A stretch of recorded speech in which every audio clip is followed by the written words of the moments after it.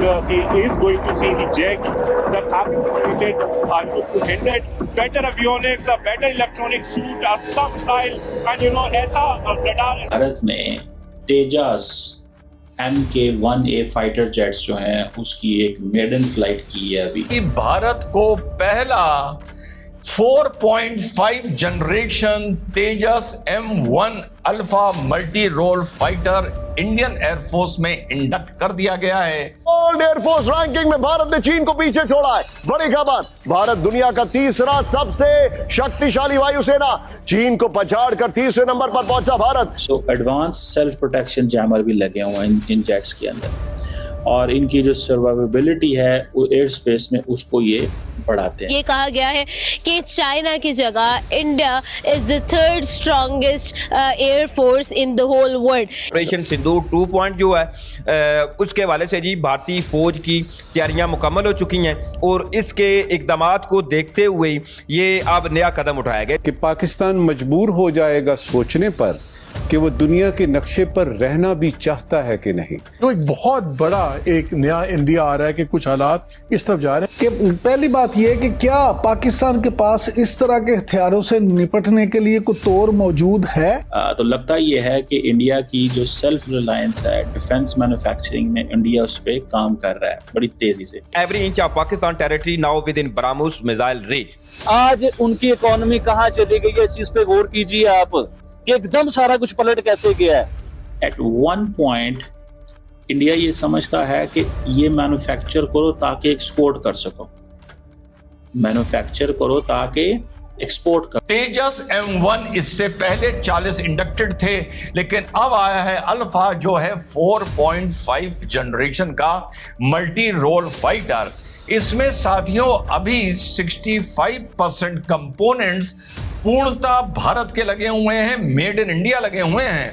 और साहब कमाल की बात देखिए, MiG-21 को रिप्लेस करने के लिए 1984 में ये प्रोजेक्ट स्टार्ट किया गया था। 1984 में, आज से लगभग 40 साल पहले MiG-21 को रिप्लेस करने के लिए, और ये सेहरा फाइनली बंधना था कि भाई फैक्ट है, मोदी हैं तो मुमकिन है उन्हीं के सर कि पिछले 10 वर्ष में इतना काम हुआ कि पहला तेजस M1 अल्फा इंडक्ट कर लिया गया है। साथियों, मेरे साथियों, आज ये हिंदुस्तान एरोनॉटिक्स लिमिटेड द्वारा निर्मित light combat aircraft mark 1A तेजस की थर्ड प्रोडक्शन लाइन का उद्घाटन हो रहा है। और हिंदुस्तान एरोनॉटिक्स लिमिटेड जो है वो अपनी असेंबली लाइन में, कहा जा रहा है उनके पास 10 ऐसे जेट्स हैं, और इंडिया इसकी प्रोडक्शन को बढ़ा रहा है। और इसका मसला ये था कि इसकी जो इंजन सप्लाई डिले हो रही थी। अमेरिकन ने कहा था वो इंजन भेजेंगे, लेकिन उन्होंने नहीं भेजे।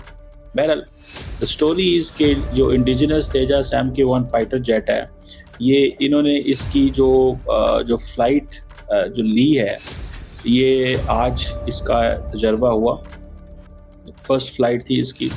और डिफेंस मिनिस्टर राजनाथ सिंह साहब जो हैं, उन्होंने हिंदुस्तान एरोनॉटिक्स लिमिटेड की जो फैसिलिटी है वहाँ पे इसको इनॉग्रेट किया।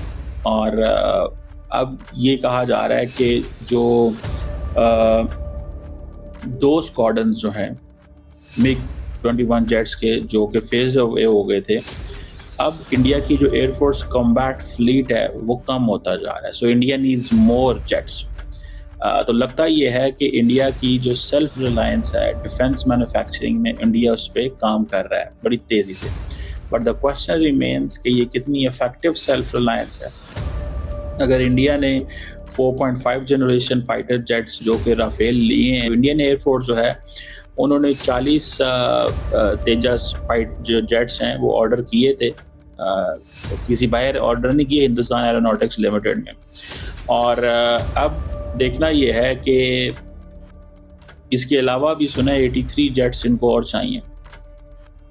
तो इसमें अगर आप देखें कि ये एक बड़े पैमाने पे, और ये सारी डिलीवरीज जो हैं इनकी टोटल इनको 180 चाहिए, 83 के इन्होंने ऑर्डर दिए हुए हैं।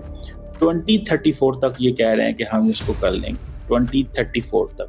साथियों, 2014 में जब मैं पढ़ रहा था, भारत की सेना का परचेज बजट था 46,000 करोड़, जो 2024 में बढ़ के हो गया 1.5 लाख करोड़, और देश का टारगेट है इसको 3 लाख करोड़ तक ले जाना। और 2014 में जहां 1,000 करोड़ का हम एक्सपोर्ट करते थे, वहां 2024 में हम एक्सपोर्ट कर रहे हैं 25,000 करोड़ का, और जो टारगेट है 50,000 करोड़ का एक्सपोर्ट का। तो जो 2014 से 2024 तक आते आते हम 1.5 लाख करोड़ पर पहुंचे हैं 46,000 करोड़ से बढ़कर। तो जो लोग पूछते हैं कि तेल का मुनाफा जाता कहां है, तो उनको असल में ये आंकड़े पता नहीं होते। तो HTT-40 ट्रेनर एयरक्राफ्ट और हमारा तेजस M1 अल्फा अब भारतीय वायुसेना में इंडक्ट हो गया है। लक्ष्य है कम से कम 1 वर्ष में 12 इंडक्ट करने का, क्योंकि 42 स्क्वाड्रन्स की हमको कंप्लीट स्ट्रेंथ चाहिए डबल बॉर्डर वॉर लड़ने के लिए, और हमारे पास अभी हैं 29 स्क्वाड्रन। इसीलिए तेजस के चलते इस गैप को हम इतनी जल्दी फिल नहीं कर सकते। तो साथ साथ भारत 106 राफेल की भी बात कर रहा है। राफेल से याद आया, राफेल भी 4.5 जनरेशन का है, और तेजस मार्क 1 M1 अल्फा भी 4.5 जनरेशन का है। अब ये जनरेशन क्या होती है, आपने ये भी सुना होगा कि 5th जनरेशन के भी प्लेन आ गए हैं, 5.5 के फाइटर प्लेन्स आ गए हैं। तो जिस तरह से प्लेन आधुनिक होता जाता है, और मेन जो आधुनिकीकरण है उसमें आता है स्टेल्थ टेक्नोलॉजी। स्टेल्थ टेक्नोलॉजी मतलब कि आप दुश्मन के रडार पर कितनी बड़ी बिंदी नजर आ रहे हैं, जितनी बिंदी छोटी होती जाएगी या लगभग गायब हो जाएगी, उसको कंप्लीट स्टेल्थ टेक्नोलॉजी बोला जाता है। तो तेजस में हमारे अभी सेमी स्टेल्थ टेक्नोलॉजी है, ना कि कंप्लीट आती है 5 और 5.5 जनरेशन से। अब ये जो एयरक्राफ्ट है हमारा साथियों, जैसे फौज होती है, एक जनरल फौज हो गई, फिर उसमें एक स्पेशलाइज्ड यूनिट्स होती हैं, फिर उसमें पैराट्रूपर्स होते हैं, फिर उसमें स्पेशलाइज जैसे मार्कोस कमांडोज हो गए, नेवी के हो गए, आगे और कमांडोज हो गए, स्पेशल यूनिट्स हो गई। इसी तरह से जो एयरफोर्स होती है, एक फाइटर प्लेन होता है जो उस एयरफोर्स का बल्क बनाता है, उसको साइज देता है जनरल नेचर के ऑपरेशंस के लिए। तो जिसमें पहले हमारे पास MiG-21 था, अब उसको रिप्लेस करने के लिए आ गया है साथियों तेजस M1 अल्फा। अगर आपको वीडियो पसंद आए तो चैनल को सब्सक्राइब करें और बेल आइकन को जरूर दबाएं, ताकि आपको ऐसे ही लेटेस्ट वीडियो की नोटिफिकेशन मिलती रहे। Thank you for watching. मैं हूं विवेक, मिलते हैं नेक्स्ट वीडियो में। Stay updated and stay safe.